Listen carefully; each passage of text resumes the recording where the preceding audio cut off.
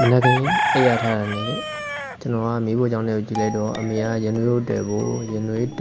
ရေခတ်ထဲနေတယ်ပေါ့ဗျာရနွေးရေခတ်ထဲပြီးတော့ရနွေးကိုမိဖို့ပေါ်လေးကိုတင်လိုက်တယ်ပေါ့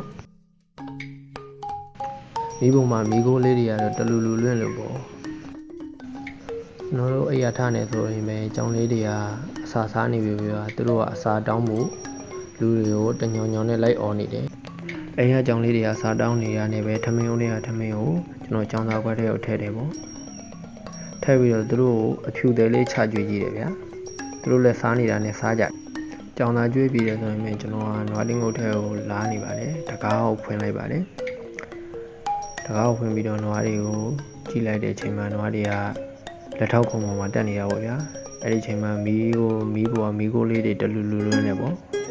အဲ့ဒါပဲကျွန်တော်ဘာမှမမြင်ရတဲ့နေပဲခလုံးမရှိတဲ့မီဒီကိုကျွန်တော်ဓာတ်ကြိုးအစာလေးနှစ်စာကိုလိန်လိုက်တယ်ပေါ့ဗျာလိန်တဲ့အခါမှာမီဒီလေးကလွင်းလာလိုက်ပြီးတော့လွတ်သွားလိုက်နေဖြစ်နေတာပေါ့အဲ့လိုဖြစ်နေတော့မှပြီးတော့မီဒီရပါပြီပဲဗျာလင်းသွားပြီပေါ့လင်းသွားတဲ့အချိန်မှာကျွန်တော်ကနောက်ချီကျုံးပေါ့ဗျာနောက်ချီကျုံးနေပြီနောက်ချီကျုံးနေပြီးတော့လေးကတော့ကျွန်တော်နောက်ကရိုက်ပေးမယ်လို့မရှိလို့မတင်တော့ဘူးပေါ့ဗျာနောက်ချီကျုံးပြီးအဲ့ဒါနဲ့ပဲကျွန်တော်သွားတိုက်ဖို့သွားလိုက်သေးကိုယူတယ်ပြီးတော့တကားကိုဖွင့်တယ်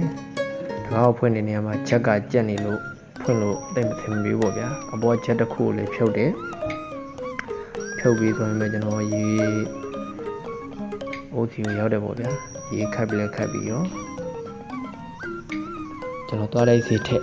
ပြီးတော့သွားတိုက်ပြီးတော့မျက်နှာတည်တယ်ပေါ့ဗျာမျက်နှာတည်ပြီးတော့ကျွန်တော်ရဲ့တနေ့တာလုံးဝပြီးဆုံးပြီပေါ့ဗျာ